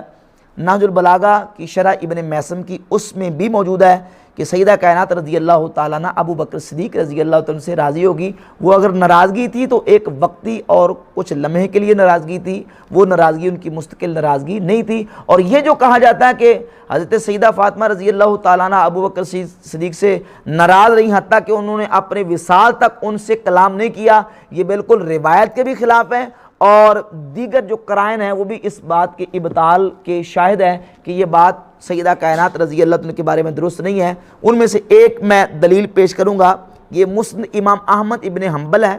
جلد نمبر 7 مطبوعہ دارالاحیاء تراث لبنان سے چھپی ہے، صفحہ نمبر 402، اور حدیث کا نمبر ہے 25881۔ محدث جعفر بن عمر بن امیہ فرماتے ہیں دخلت فاطمہ تو علی ابی بکر، سیدہ کائنات ابو بکر صدیق کے پاس آئیں، فقالت، اور آ کے ابو بکر صدیق سے کہا اخبرنی رسول اللہ صلی اللہ علیہ وسلم، ابو بکر صدیق کو آ کے سیدہ نے کہا کہ مجھے اللہ کے رسول علیہ الصلوۃ والسلام نے اس بات کی خبر دی ہے کہ انی اول اہلہ لحوقا بہ، کہ حضور کے خاندان میں سے، سرکار دو عالم علیہ الصلوۃ والسلام کے اہل میں سے میں سب سے پہلے نبی کریم علیہ الصلوۃ والسلام کے ساتھ ملوں گی۔ کس نے کہا؟ سیدہ فاطمہ نے ابو بکر صدیق رضی اللہ تعالیٰ عنہ سے مل کے ابو بکر صدیق کے سامنے سرکار دو عالم علیہ الصلوۃ والسلام کا فرمان پیش کیا۔ یہ صحیح سند کے ساتھ یہ فرمان موجود ہے، جس سے یہ بالکل بات واضح ہوتی ہے کہ یہ کہنا کہ سیدہ کائنات رضی اللہ تعالیٰ ابو بکر صدیق کے ساتھ وصال تک انہوں نے کلام نہیں کیا، یہ بات بالکل درست نہیں ہے۔ سند صحیح کے ساتھ جو روایت ہے اس سے یہ بات مسترد ہوتی ہے۔ اور اگر پھر بھی کوئی رافضی اس بات کو تسلیم نہ کرے کہ نہیں یہ ناراض ہوئی ہیں اور ناراض ہونا جو ہے یہ تو ان کے کفر کا سبب بن گیا، نعوذ باللہ منافقت کا سبب بن گیا۔ تو بھئی بات یہ ہے کہ اگر سیدہ کا وقتی طور پہ ابو بکر صدیق سے ناراض ہونا ان کے ایمان کی خرابی کا نعوذ باللہ سبب بن گیا، تو ابھی میں چند روایات اہل تشیع کی کتابوں سے پیش کروں گا کہ یہ جو حضور کا فرمان ہے کہ جس نے فاطمہ کو ناراض کیا اس نے مجھے ناراض کیا، اس کا شان ورود کیا ہے، حضور علیہ السلام نے یہ بات کس وقت فرمائی تھی۔ تو سر دست ان کتابوں میں سے میں آپ کے سامنے یہ پیش کرتا ہوں امالی شیخ صدوق کی۔ شیخ صدوق ان کے ہاں ایک بہت بڑے سکہ امام اور محدث کی حیثیت سے جانے جاتے ہیں۔ یہ ان کی کتاب ہے الامالی شیخ صدوق، ایران سے چھپی ہے۔ اس کے صفحہ نمبر 83 پہ ذرا عبارت کو ملاحظہ فرمائیں۔ صفحہ نمبر 83 پہ یہ بات موجود ہے، ان رسول اللہ صلی اللہ علیہ وسلم شکاہ علی المنبر الی المسلمین، نبی کریم علیہ السلام نے ممبر پہ جلوہ افروز ہوئے اور فقال ان علی علیہ السلام یرید ان یتزوج ابنۃ عدو اللہ علی ابنۃ نبی اللہ، حضور نے ممبر پہ تشریف فرما کے کہا کہ علی یہ چاہتے ہیں کہ اللہ کے دشمن کی بیٹی کو اللہ کے نبی کی بیٹی کے ساتھ اکٹھا کریں۔ ان فاطمہ بدعۃ منی، خبردار فاطمہ میرے جگر کا ٹکڑا ہے، فمن آذاہا فقد آذانی، جس نے فاطمہ کو اذیت دی اس نے مجھے اذیت دی، ومن سرہا فقد سرنی، جس نے فاطمہ کو خوش کیا اس نے مجھے خوش کیا، ومن غازہا فقد غازنی، اور جس نے فاطمہ کو غضبناک کیا اس نے مجھے غضبناک کیا۔ تو یہ اس حدیث کا شان ورود آپ ملاحظہ کریں، اہل سنت کی کتاب نہیں، یہ اہل تشیع کی کتاب ہے کہ یہ حضور نے کس وقت فرمایا تھا اور کس کے بارے میں فرمایا تھا۔ اور اس کے ساتھ ساتھ یہ ملا باقر مجلسی کی کتاب ہے جلال العیون، زندگانی چہاردہ معصوم، جلال العیون کے صفحہ 230 پر اور 261 اور 62 پر ملا باقر مجلسی لکھتے ہیں کہ بسن سند ہائے معتبر از ابو بکر و ابن عباس روایت کردن، سند معتبر کے ساتھ ابو ذر غفاری اور ابن عباس رضی اللہ تعالیٰ عنہما سے روایت ہے کہ فاطمہ حضرت جبریل امین علیہ السلام حضور کی بارگاہ میں آئے اور آ کے نبی کریم علیہ السلام سے عرض کیا کہ یا رسول اللہ صلی اللہ علیہ وسلم فاطمہ بنزد تو می آیت برائے شکایت علی، کہ فاطمہ آپ کے پاس حضرت علی کی شکایت لے کے آئیں گی، از او در باب علی چیزیں قبول مکن، ان سے حضرت علی کے بارے میں آپ نے کوئی چیز قبول نہیں کرنی۔ اور صفحہ 261 پہ لکھا ہے کہ کہتے ہیں ابن بابویہ بسند معتبر روایت کرتا ہے، ابن بابویہ سند معتبر سے روایت کرتا ہے کہ یک از اشکیا بنزد حضرت فاطمہ زہرا رضی اللہ علیہ السلام آمد و گفت، ایک شکی حضرت فاطمہ کے پاس آیا اور اس نے کہا کہ علی بن ابی طالب دختر ابو جہل را خواستگاری می نمود، کہ حضرت علی نے ابو جہل کی بیٹی کو نکاح کا پیغام بھیجا ہے، حضرت ملعون را سوگند داد، تو سیدہ نے اس ملعون کو قسم دی کہ تم قسم کھا کے یہ کہتے ہو کہ حضرت علی نے نکاح کا پیغام بھیجا ہے۔ ملعون 6 مرتبہ سوگند یاد کرد، اس نے 3 مرتبہ قسم کھائی کہ ہاں میں قسم کھا کے کہتا ہوں کہ حضرت علی نے ابو جہل کی بیٹی کو نکاح کا پیغام بھیجا ہے، کہ آنچے می گوئم حق کس، اس نے 3 مرتبہ قسم کھا کے کہا کہ جو کچھ میں کہوں گا میں حق کہوں گا، اور یہ بات بیان کر دی۔ پس غم فاطمہ شدید شد، اس بات کو سن کے سیدہ کائنات کا غم شدید ہو گیا، و در تفکر ماند تا شب شد، اسی غم میں تھی کہ رات ہو گئی، چون شب در آمد امام حسن را بردوش راست، جب رات ہوئی تو امام حسن کو اپنے دائیں کندھے پہ و امام حسین را بردوش چپ گرفت، اور امام حسین کو بائیں کندھے پہ بٹھا لیا، و دست ام کلثوم را بدست راست خود گرفت، اور ام کلثوم کا ہاتھ اپنے دائیں ہاتھ میں پکڑ لیا، بحجرہ پدر خود رفت، اور سیدہ رضی اللہ تعالیٰ عنہ ناراض ہو کے اپنے والد گرامی کے حجرے کی طرف چلی گئیں۔ یہ سنیوں کی کتابوں میں نہیں ہے، یہ ملا باقر مجلسی نے جلال العیون میں لکھا ہے۔ اور اس کے اگلے صفحے میں کیا لکھا ہے، اگلے صفحے پہ لکھتے ہیں کہ رسول خدا علیہ السلام کی بارگاہ میں جب پہنچی تو حضور علیہ السلام نے ابو بکر، عمر اور طلحہ کو بلایا اور ان کے سامنے حضرت علی کو بلایا اور کہا یا علی مگر نمی دانی کہ فاطمہ پارے تن من است، فاطمہ میرے جگر کا ٹکڑا ہے، من از اویم پس ہر کے اورا ازار کند مرا ازار کرداس، جس نے فاطمہ کو ناراض کیا اس نے مجھے ناراض کیا، وہ ہر کے اورا آزار کند بعد از وفات من چنا اس کے اورا آزار کردہ استر حیات من، جس نے میرے وصال کے بعد فاطمہ کو ناراض کیا اس نے مجھے ناراض کیا، وہ ہر کے اورا آزار کند در حیات من چنا اس کے اورا آزار کردہ باشد بعد از مرگ من، اور جس نے میرے وصال کے بعد اس کو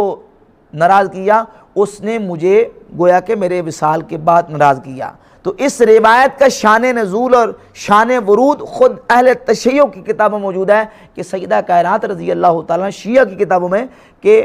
وقتی طور پر امیر المومنین مولا علی رضی اللہ تعالیٰ کے ساتھ ان کی یہ ایک رنجش ہوئی، لیکن وہ وقتی رنجش تھی، اس کے بعد سیدہ کائنات رضی اللہ تعالیٰ کی حضرت امیر المومنین مولا علی سے وہ پھر اس کے بعد صلح ہو گئی اور وہ ناراضگی ختم ہو گئی جو ایک وقتی ناراضگی تھی۔ تو اگر صرف ناراض ہو جانا ابو بکر صدیق کے ایمان کے لیے خرابی اور خطرے کا سبب اور باعث ہے تو پھر حضرت علی کے بارے میں آپ کا کیا فیصلہ ہے، حضرت مولا علی کے بارے میں آپ کا کیا قول ہوگا؟ اور بلکہ میں ترجمہ نہیں کروں گا، صرف میں آپ کو حوالہ پیش کر دیتا ہوں، ترجمہ میں خود نہیں کروں گا، جاننے والے وہ اس کو پڑھ لیں گے۔ الاحتجاج تبرسی، اہل تشیع کی مشہور کتاب ہے احتجاج تبرسی، اس کی جلد نمبر 1 ہے، جلد 1 کے صفحہ نمبر آپ دیکھیے 280 پہ ہے کہ سیدہ کائنات رضی اللہ عنہ کے بارے میں کیا کچھ انہوں نے اپنی کتابوں میں منسوب کیا ہے کہ حضرت مولا علی کو سیدہ نے اپنا یبن ابی طالب اشتملت شملت الجنین وقعدت حجرت الزنین، نعوذ باللہ، یعنی سیدہ کائنات مولا علی سے نعوذ باللہ اتنی ناراض ہوئی کہ یہ کلمات تک حضرت مولا علی کو کہہ دیا۔ میں ترجمہ نہیں کروں گا۔ تو بھائی بات یہ ہے کہ ناراضگی ہونا یہ کوئی ایمان کی منافی نہیں ہے۔ اس کی ایک میں صرف آخر میں مثال پیش کروں گا کہ قرآن مجید میں آپ اٹھا کے دیکھیں حضرت سیدنا موسیٰ علیہ السلام اور حضرت ہارون علیہ السلام کا واقعہ۔ جب سیدنا موسیٰ علیہ السلام کوہ طور سے تشریف لے کے واپس تو دیکھا قوم بنی اسرائیل بچڑے کی پوجا کر رہی ہے، تو حضرت موسیٰ علیہ السلام نے حالت غضب میں اپنے بھائی حضرت ہارون علیہ السلام کی داڑھی اور سر کے بالوں کو پکڑ لیا، حالت غضب میں آپ کی داڑھی اور سر کے بالوں کو پکڑ لیا، اور حضرت ہارون علیہ السلام نے کہا، قرآن نے اس کو حکایتاً بیان کیا، یبن امی اے میری ماں کے بیٹے، لا تاخذ بلحیتی ولا براسی، اے میری ماں کے بیٹے میری داڑھی اور سر کے بالوں کو مت پکڑ، یعنی میرا کوئی قصور نہیں ہے، قوم بنی اسرائیل اپنی گمراہیوں کی وجہ سے وہ گمراہ ہوئی ہے، میرا اس میں قصور ہے۔ تو حالت غضب میں اگر یہ کام ہوا ہے تو اب کسی نبی پر تنقید کرنا کسی مومن کے لیے روا نہیں ہے۔ اگر تنقید ہی کرنی ہے تو پھر معاذ اللہ یہاں وہ کیا کہیں گے۔ تو بحمد تعالیٰ اہل سنت کی موت پر کتابوں سے میں نے اس مسئلے کو اللہ کے فضل و کرم سے دلائل کے ساتھ بالکل واضح کر دیا ہے، اور آخر میں حضرت مولا کائنات علی موسیٰ شیر خدا رضی اللہ تعالیٰ کا جو فرمان اقدس ہے، یہ ابن ابی الحدیث شیعہ نے نہج البلاغہ میں اس کو ذکر کیا ہے کہ حضرت علی رضی اللہ تعالیٰ سے آپ کی خلافت کے دور میں لوگوں نے مطالبہ کیا اور کہا کہ آپ باغ فدق کو اہل بیت کو واپس لوٹا دیں۔ یہ ابن ابی الحدیث کی شرح کی جلد نمبر 16 ہے، صفحہ 252 ہے۔ تو کلما فی رد فدق، مولا علی سے فدق کے لٹانے پر بات کی گئی تو آپ نے فرمایا انی لاستحیی من اللہ ان ارد شیئا مانا منہ ابو بکر و امدہ عمر، اللہ کی قسم مجھے حیا آتی ہے اللہ سے کہ میں ابو بکر و عمر کی مخالفت میں کوئی کام کروں، یعنی ابو بکر نے اس کو روک دیا اور میں اس کو واپس لٹا دوں، مجھے اللہ سے کیا آتی ہے؟ حیا آتی۔ اور جس چیز پر عمر چلے ہیں ان کی مخالفت کرتے مجھے اللہ سے حیا آتی ہے۔ امام بہقی نے کتاب الاعتقاد میں اور ابن ابی الحدیث نے یہ شرح نہج البلاغہ میں حضرت امام زید کا قول پیش کیا ہے۔ امام زید بن زین العابدین ابن امام حسین، امام حسین کے پوتے اور امام زین العابدین کے بیٹے امام زید بن علی فرماتے ہیں کہ ایم اللہ لو رجع الامر الیہ، اللہ کی قسم اگر حکومت مجھے مل جاتی لقضیت فیہا بقضاء ابی بکر، تو میں بھی وہی باغ فدق کے بارے میں فیصلہ کرتا جو فیصلہ ابو بکر صدیق نے فرمایا۔ اور امام باقر رضی اللہ عنہ کا فرمان بھی ابن ابن حدیث شیعہ نے اسی نہج البلاغہ کی شرح کے جلد 16 صفحہ 220 پہ ذکر کیا ہے کہ ارأیت ابا بکر و عمر، آپ ابو بکر اور عمر کے بارے میں کیا کہتے ہیں؟ حل ظلمکم من حقکم شیئا، کیا ابو بکر و عمر نے تمہارے حق پر کوئی ظلم کیا ہے؟ تو حضرت امام محمد باقر رضی اللہ تعالیٰ عنہ نے ارشاد میں لا والذی انزل القرآن علی عبدہ لیکون للعالمین نذیرا، اس ذات کی قسم جس نے اپنے بندہ خاص پر قرآن نازل کیا تاکہ تمام جہانوں کے لیے وہ نذیر بن کے اعلان کر دیں، ما ظلمنا من حقنا مثقال حبۃ من خردل، اللہ کی قسم ہے ابو بکر و عمر نے ہمارے حق پر رائی کے دانے کے برابر بھی ظلم نہیں کیا۔ تو ائمہ اہل بیت کے فرمودات بھی اس بات پر واضح شاہد ہیں کہ صدیق اکبر رضی اللہ تعالیٰ عنہ کا فیصلہ فدق کے حوالے سے بالکل حق پر مبنی تھا اور حق پر مشتمل تھا، اور آخر میں مولا علی رضی اللہ تعالیٰ عنہ کا فرمان اقدس ابو بکر و عمر رضی اللہ تعالیٰ عنہ کے بارے میں کہ حضرت مولا علی رضی اللہ تعالیٰ عنہ ابو بکر عمر کے بارے میں کیا فرماتے ہیں؟ مسند احمد بن حنبل کی پہلی جلد صفحہ 270 پہ وہ فرمان اقدس موجود ہے۔ مولا کائنات فرماتے ہیں صفحہ 207 پہ، بس آخری روایت ہے، صفحہ 207 ہے اور روایت کا نمبر ہے 1058۔ مولا علی فرماتے ہیں قبض رسول اللہ صلی اللہ علیہ وسلم واستخلف ابو بکر، حضور کا وصال ہوا، ابو بکر صدیق کو خلیفہ بنایا گیا، فعامل بعملہ وسار بسیرتہ، ابو بکر نے وہی عمل کیا جو حضور نے عمل کیا، اور ابو بکر اللہ کے رسول کی سیرت و سنت پر چلے، حتیٰ قابضہ اللہ عز و جل علی ذالک، حتیٰ کہ اللہ رب العزت نے ان کی روح کو قبض فرمایا، ثم استخلف عمر، پھر عمر کو خلیفہ بنایا گیا رضی اللہ عنہ علی ذالک، فعامل بعملہما وسار بسیرتہما، اور عمر نے بھی نبی کریم علیہ السلام کی سیرت کے مطابق عمل کیا۔ اور روایت نمبر 1062 ہے، اس میں لفظ ہے فعامل بعمل رسول اللہ وسنت نبیہ، ابو بکر و عمر اللہ کے نبی کریم علیہ السلام کے عمل کے مطابق چلے اور انہوں نے اللہ کے نبی علیہ السلام کی سنت کے مطابق معاملہ فرمایا۔ تو بحمد تعالیٰ ان روایت اور حدیث سے اور خود مولا علی رضی اللہ تعالیٰ کے فرمودات سے یہ بات بالکل واضح ہوگی کہ قضیہ فدق کا جو مسئلہ تھا، صدیق اکبر رضی اللہ تعالیٰ کا فیصلہ بالکل کتاب و سنت کے بعین ہی مطابق تھا، اور صحابہ اکرام علیہم رضوان سب کا اس مسئلے پر تصفیہ ہو چکا۔